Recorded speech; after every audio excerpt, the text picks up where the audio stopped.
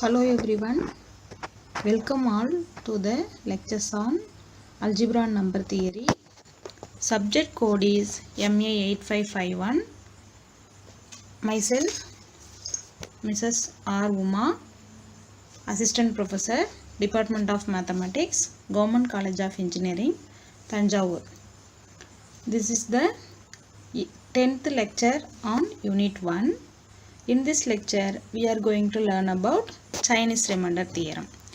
Before entering into the Chinese remainder theorem, we shall discuss a example for ring isomorphism between two rings.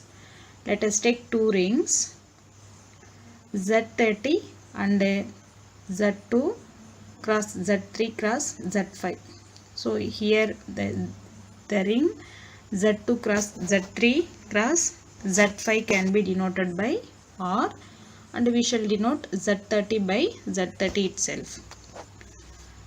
Now in Z30 there will be 30 elements. We are all familiar about that. That is 0 to 29. There will be 30 elements. In the ring R there are 2 into 3 into 5 elements. That is 30 elements. So here Z30 and R the ring R are having same number of elements. Therefore we can define a isomorphism between those two rings. So let us see how to define isomorphism between those two rings. Here R is the ring. First let us discuss what is the addition and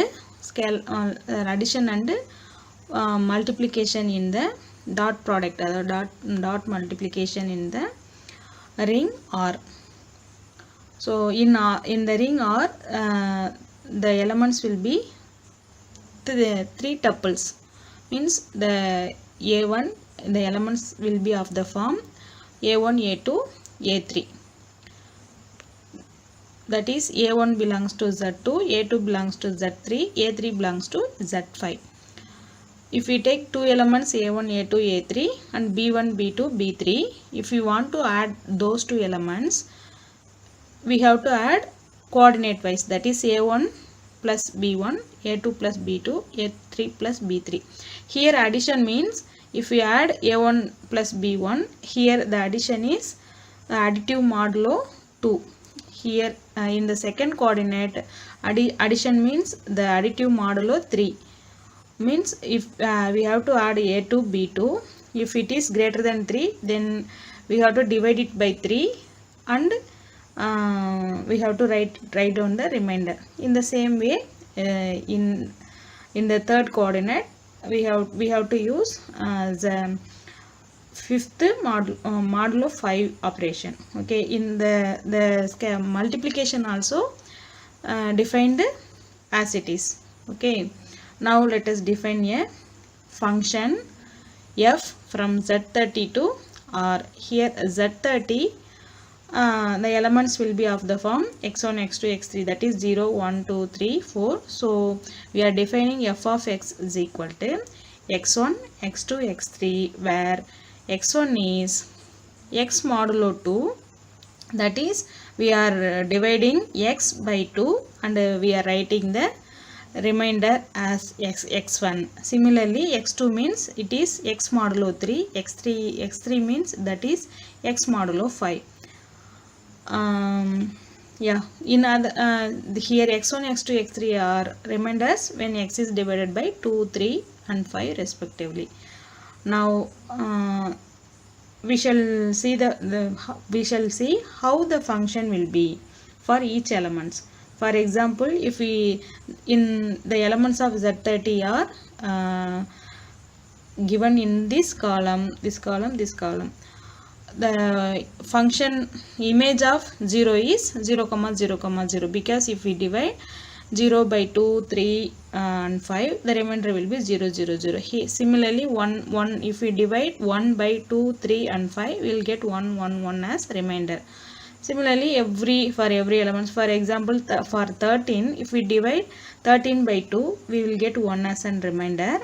If we divide 13 by 3, again 1 will be the remainder. If we divide 13 by 5, 3 will be the remainder. Similarly, for each element we are defining the function like this. So this function will satisfy the homomorphism condition as well as 1 1 and onto. Hence f is a homomorphism 1 to 1 and onto. Therefore f is a isomorphic function. This is the simple example for ring isomorphism between two rings. So next we shall move to the Chinese remainder theorem. Before entering into the Chinese remainder theorem, let us discuss a example. So come to the example. Find a simultaneous solution for the following system of congruence equations: x1 x congruent to 1 mod 2, x congruent to 2 mod 3, x congruent to 3 mod 5, x congruent to 5 mod 7. The solution of congruence equations means we need to find an x which satisfies all these 4 equations. That means if we divide x by 2, we have to get remainder as 1. If we divide x by 3, we have to get remainder as 2. If we divide x by 5, we have to get remainder as 3. If we divide x by 7, we have to get remainder as 5. So we need to find such x. Our Chinese remainder theorem is telling that whether this type of congruence equations have a simultaneous solutions or not. Which type of congruence equations will have the simultaneous solution? If it has a solution, how the solution will be. So that is what the Chinese remainder theorem. But if we solve this example, we will get some idea about Chinese remainder theorem. The procedure for solving this example will be same as the proof for proving Chinese remainder theorem. So let us come to the solution. Let us take all the remainders 1, 2, 3, 5 as a1, a2, a3 and a4. Also this modulo numbers 2, 3, 5 and 7. We shall denote all these numbers by m1, m2, m3, m4. Now let us take small m equal to product of all these m1, m2, m3, m4. So product of all these 4 numbers is nothing but 210. And let us denote mj, capital M1. Mj means we have to divide m by each mj for ij is equal to 1 to 4. That is capital M1 means 210 by 2. That is m by m1. Capital M2 means m by m2. Capital M3 means m by m3. Capital M4 means m by m4. So we are denoting m1, m2, m3 and m4 like this. Now let us denote now this m1 and small m1, capital M1 and small m1 are relatively prime, because m1 means we are dividing, we are cancelling 2 no, so there won't be 2 there. Hence the GCD of capital M1 and small m1 will be 1.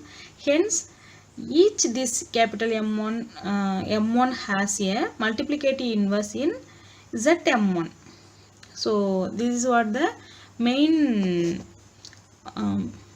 thing in this proof. Okay, so now we are going to find m1 inverse in Z2, m2 inverse in Z3, m3 inverse in Z5, m4 inverse in Z7. Okay, and inverse of each m1 we shall denote inverse of m1 by x1, inverse of m2 by x2, inverse of m3 by x3, inverse of m4 by x4. Inverse means multiplicative inverse. Okay. Now let us find the inverse of m1 in z2. We are denoting that inverse by x1. So x1 equal to m1 inverse in z2. m1 is nothing but 105 inverse in z2. z2 in 105 in z2 means we have to divide by 2. We have to write the remainder. If we divide 105 by 2, then the remainder will be 1. So we need to find the 1 inverse in Z2. So 1 inverse in any ring, the inverse of multiplicative inverse is 1 itself, no. So inverse of 1 is 1 only. Therefore the inverse of m1 is 1, that is x1 is 1. Similarly, we are going to find x2. What is x2? x2 is nothing but 79. In z3 70, in z3 70 means if we divide 70 by 3, the remainder will be 1. The inverse of 1 is 1 itself. Similarly, we shall find the inverse of m3 in z5. The m3 is 42. 42 inverse in z5 means we have to find 2 inverse in z5.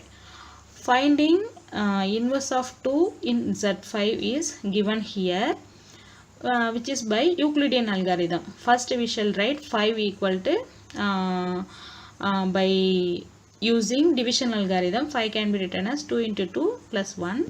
So 1 is the last non-zero remainder. So we can write 1 is equal to 5 minus 2 into 2. In z5, 5 means it is 0. So we can write it as 0. Now remaining things is minus 2 into 2 into mod 5. So minus 2 in mod 5 means 5 minus 2. We can that is the inverse of the negative numbers are not allowed in 5 is z10, no. So if it is minus, then we will subtract that number from z5. So 5 minus 2 into 2, we can write it like that. So 1 is congruent to 5 minus 2 is 3. 3 into 2. So inverse of 2 is nothing but 3. Similarly, we can find the inverse of m4 in z7. The inverse of m4 in z7 is 4, and which we will denote that inverse by x4. Now we will come to the end of the solution. Almost we reached.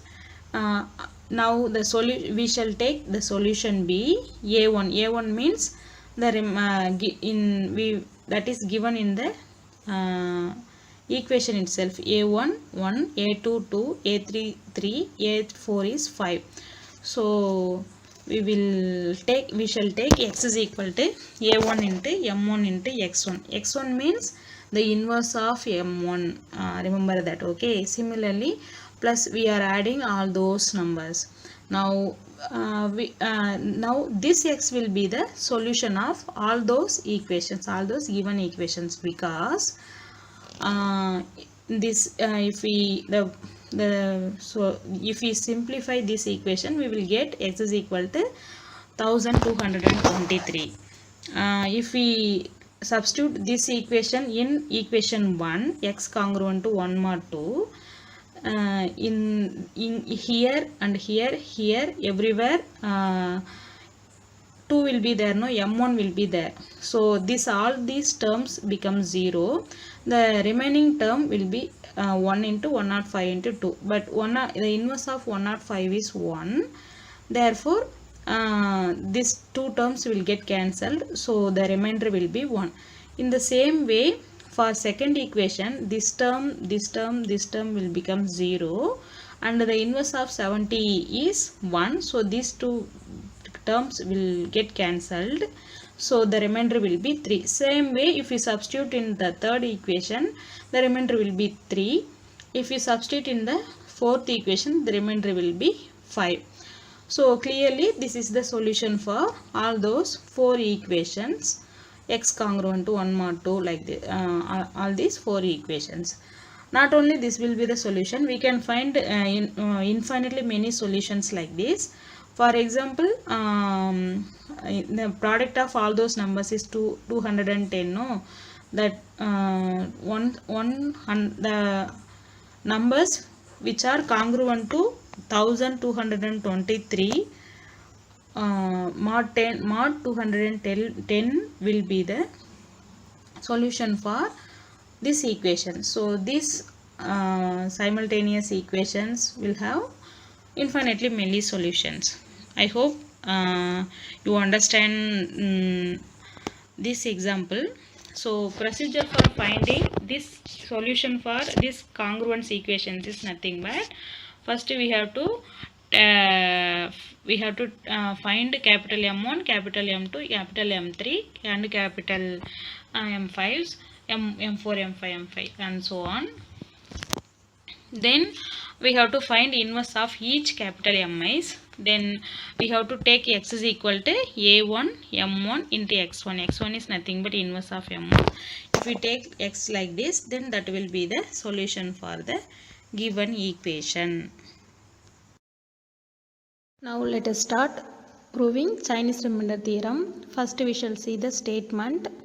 Let m1, m2 and so on to mk be the positive integers which are greater than 1, where k is greater than or equal to 2, and GCD of each mi and mj is equal to 1. That is, each mj and mi's are relatively prime to each other.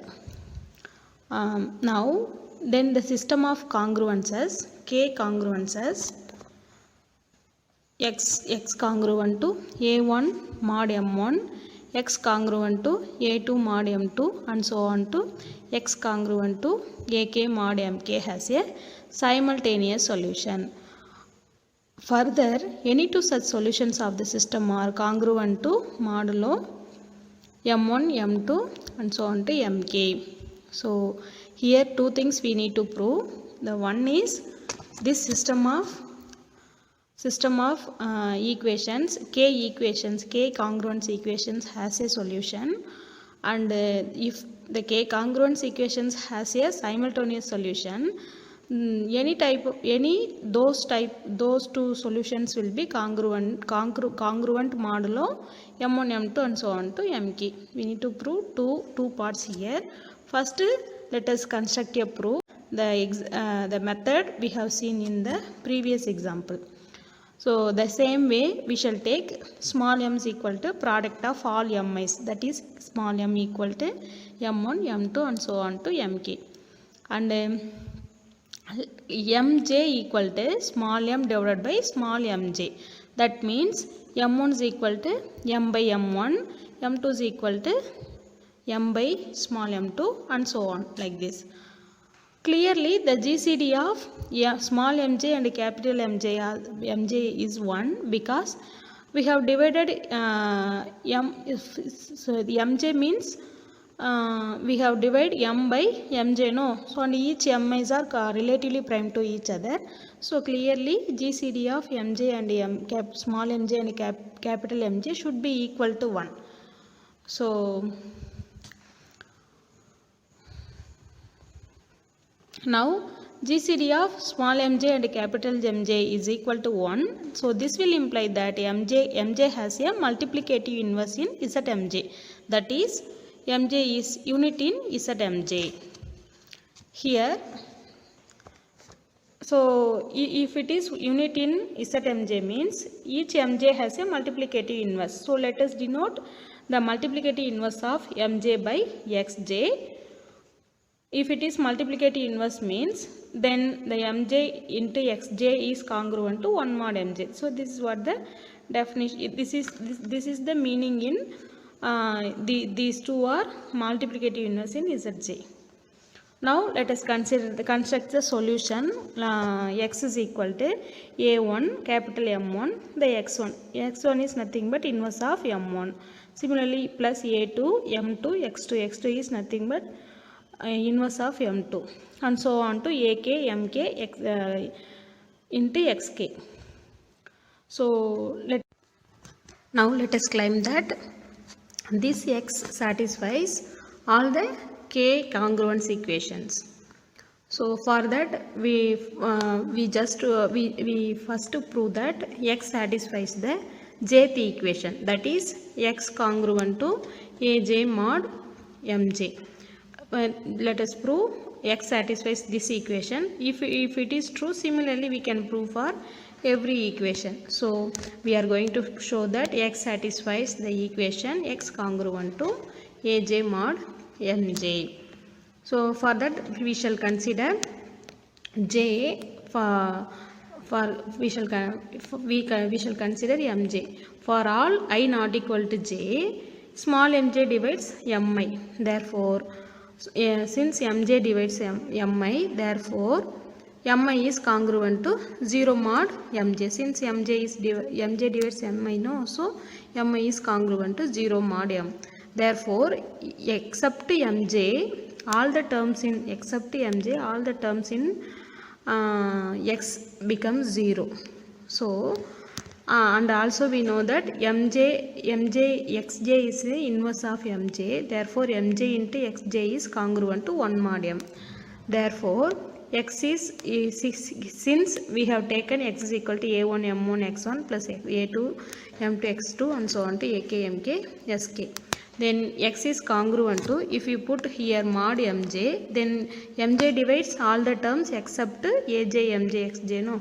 So here all the terms become 0 and xj mj gets cancelled 1, mj into xj becomes 1, then the remaining term will be aj. Therefore x is congruent to aj mod mj. Similarly we can prove for all 1 2 3 and so on to k. Therefore x satisfies all the k congruence equations. Therefore x is the simultaneous solution for all those given equations. Now we shall let us prove the second part, that is if those simultaneous equations has two solutions x and y, then they will be congruent modulo small m means m1 m2 and so on to mk. So let us take x is congruent to aj mod mj and y is means x satisfies aj mod mj and y also satisfies aj mod mj. Then this, if we subtract these two congruence equations, we get x minus y is congruent to 0 mod mj. Then that will become x is congruent to y mod mj.